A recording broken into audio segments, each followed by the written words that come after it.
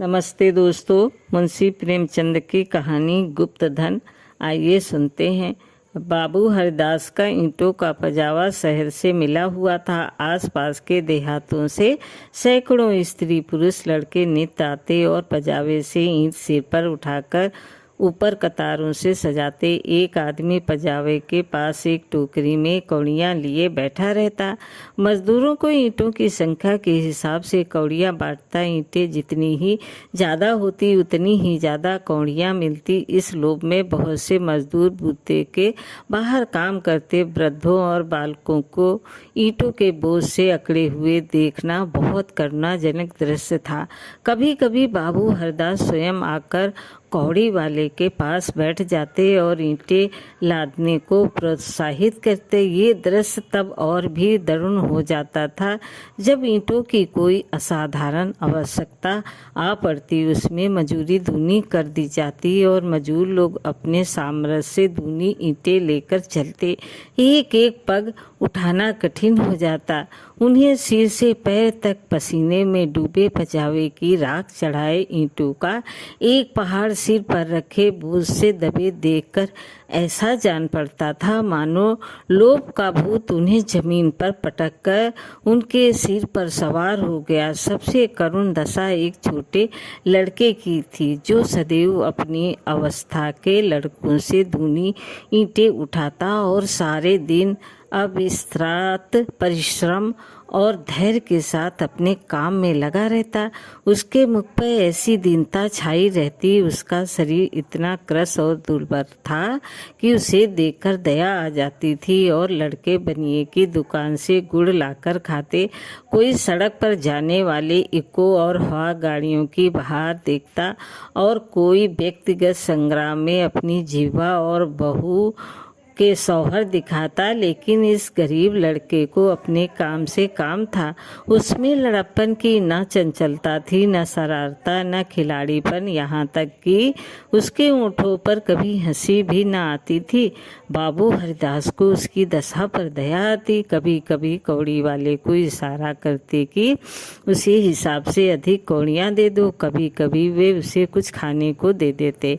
एक दिन उन्होंने उस लड़के को बुलाकर अपने पास बैठाया और उसके समाचार पूछने लगे। ज्ञात हुआ कि उसका घर पास ही के गांव में है। घर में एक वृद्ध माता के सिवा कोई नहीं है और वो वृद्ध भी किसी पुराने रोग से ग्रस्त रहती है।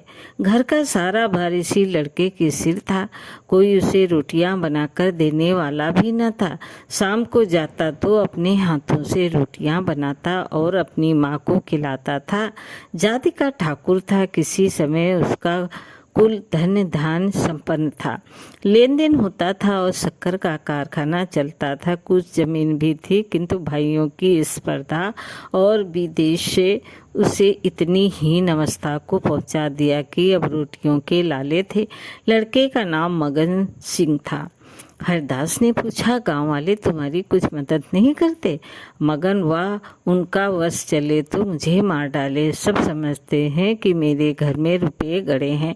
हरदास ने उत्सुकता से पूछा, पुराना घराना है, कुछ न कुछ तो होगा ही। तुम्हारी माँ ने इस विषय में तुमसे कुछ नहीं कहा? मगन, बाबूजी, नहीं, एक पैसा भी नहीं है। रुपये होते तो अम्मा इतनी तकलीफ क्यों उठाती? बाबू हरदास मगन सिंह से इतने प्रसन्न हुए कि मजूरी की श्रेणी से उठाकर अपने नौकरों में रख लिया।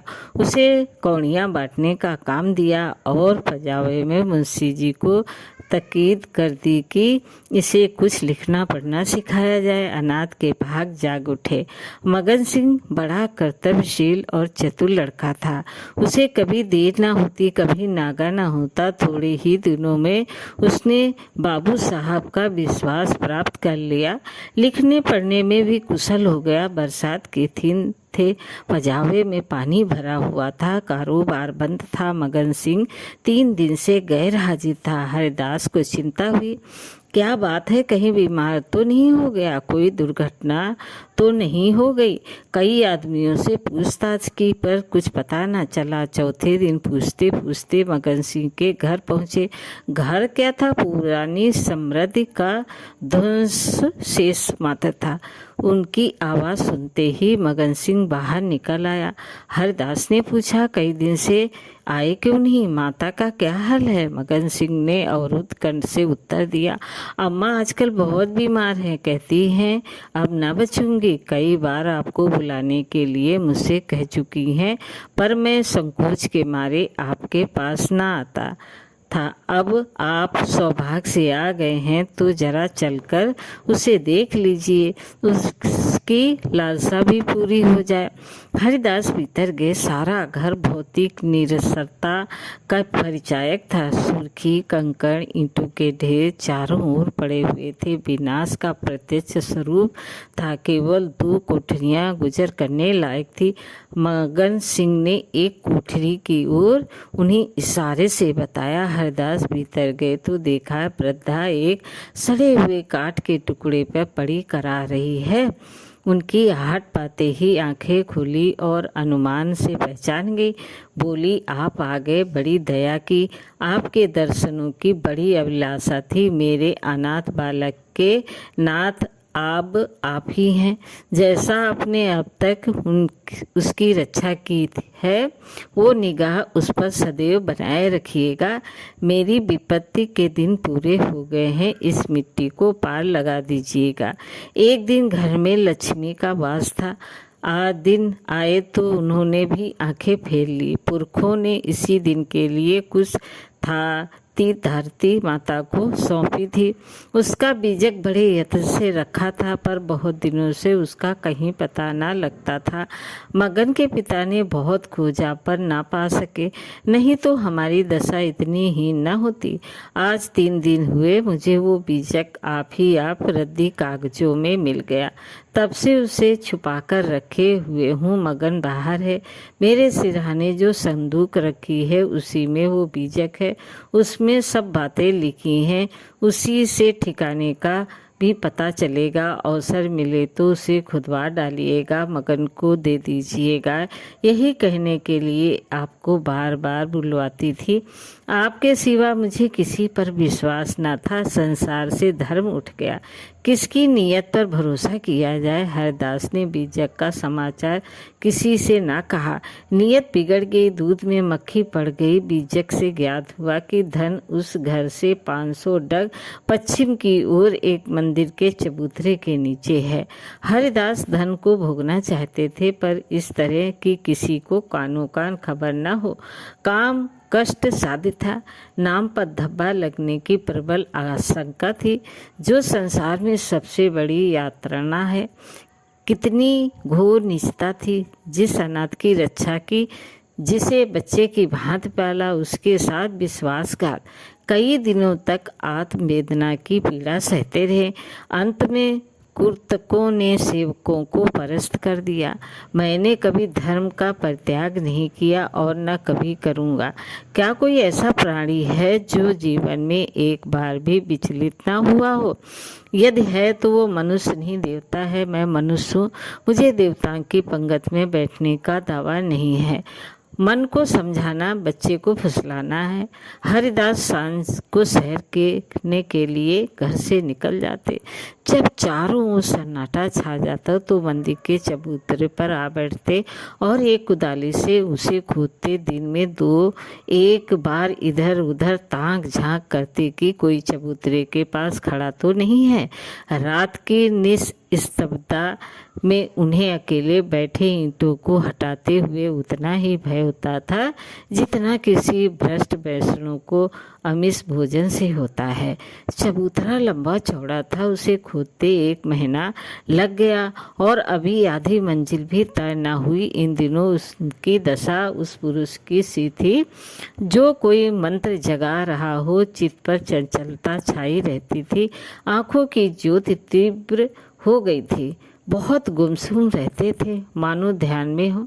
किसी से बातचीत ना करते, अगर कोई छेड़कर बात करता तो झुल्ला पड़ते, पजावे की ओर बहुत कम जाते। विचार सिर पुरुष थे। आत्मा बार बार इस कुटिल व्यापार से भागती। निश्चय करते कि अब चबूतरे की ओर न जाऊंगा, पर संध्या होते ही उन पर एक नशा सा छा जाता।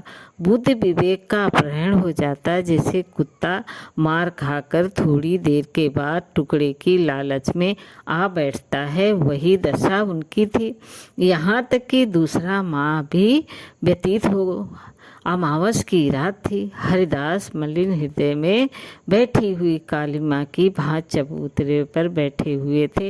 हाथ चबूतरा खुद जाएगा, जरा देर तक और मेहनत करनी पड़ेगी, कोई चिंता नहीं। घर में लोग चिंतित हो रहे होंगे, पर अभी निश्चित हुए जाता है कि चबूतरे के नीचे क्या है। पत्थर का तहखाना निकल आया तो समझ जाऊंगा कि धन अवश्य होगा। तहखाना ना मिले तो मालूम हो जाएगा कि सब धोखा ही धोखा है। कहीं सचमुच तहखाना ना मिले तो बड़ी दिल लगी होगी, मुफ्त में उल्लू बनूं। पर नहीं, कुदाली खटखट बोल रही है। हाँ, पत्थर की चट्टान है। उन्होंने टटोल कर देखा, भ्रम दूर हो गया। चट्टान थी, तहखाना मिल गया।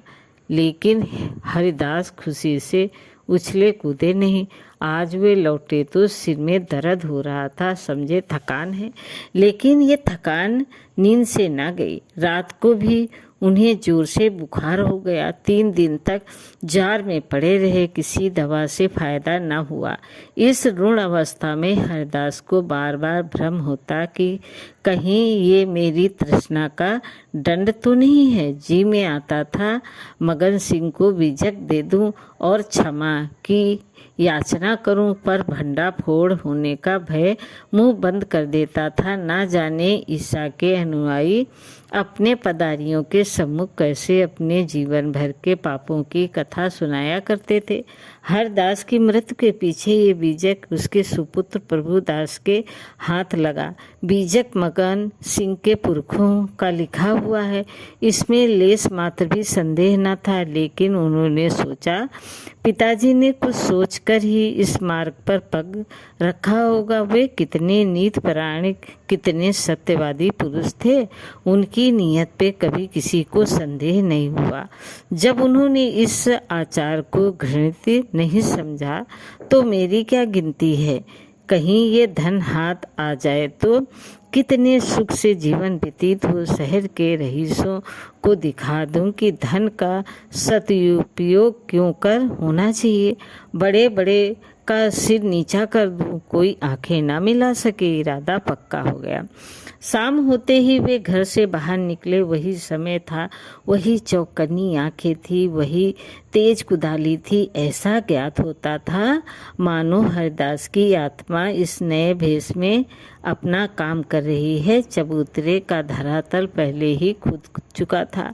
अब संगीन तहखाना था। जोड़ों को हटाना कठिन था। पुराने जमाने का पक्का मसाला था। कुल्हाड़ी उचट उचट कर लौट आती थी। कई दिनों में ऊपर की दरारें खुली, लेकिन चट्टानें जरा भी न हिली। तब वो लोहे की छड़ से काम लेने लगे, लेकिन कई दिनों तक जोर लगाने पर भी चट्टानें न खिसकी। सब कुछ अपने ही हाथों करना था, किसी से सहायता न मिल सकती थी। यहाँ तक कि फिर वही अमावस की रात आई। प्रभुदास को जोर लगाते 12 बज गए और चट्टानें भाग्य रेखाओं की भांति अटल थी। पर आज इस समस्या को हल करना आवश्यक था। कहीं तहखाने पर किसी की निगाह पड़ जाए तो मेरे मन की लालसा मन ही में रह जाए। वो चट्टान पर बैठकर सोचने लगे, क्या करूं? बुद्धि कुछ काम नहीं करती। साहस उन्हें एक युक्ति सूझी, क्यों ना बारूद से काम लूं। इतने अधीर हो रहे थे कि कल पर इस काम को ना छोड़ सके। सीधे बाजार की तरफ चले। 2 मील का रास्ता हवा की तरह तय किया, पर वहां पहुंचे तो दुकानें बंद हो चुकी थी। आतिशबाज हीले करने लगे। बारूद इस समय नहीं मिल सकती, सरकारी हुक्म नहीं है। तुम कौन हो?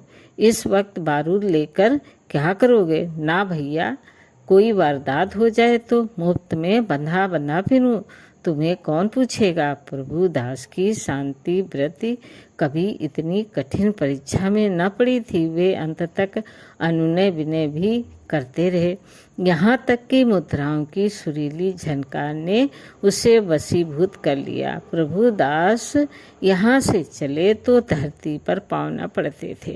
रात के 2 बजे थे। प्रभु दास मंदिर के पास पहुँचे। चट्टानों की दरारों में बारूद रखा, पलीता लगा दिया और दूर भागे। एक क्षण में बड़े जोर का धमाका हुआ, चट्टान उड़ गई। अंधेरा गार सामने था, मानो कोई पिशाच उन्हें निगल जाने के लिए मुंह खोले हुए है। प्रभात का समय था। प्रभुदास अपने कमरे में लेटे हुए थे। सामने लोहे के संदूक में 10,000 पुरानी मोहरें रखी थी। उनकी माता सिरहाने बैठी पंखा झाल रही थी। प्रभुदास जार की ज्वाला से जल रहे थे। करवटें बदलते थे, कराहते थे, हाथ पांव पटकते थे, पर आंखें लोहे के संदूक की ओर लगी हुई थी। इसी में उनके जीवन की आशाएं बंद थी।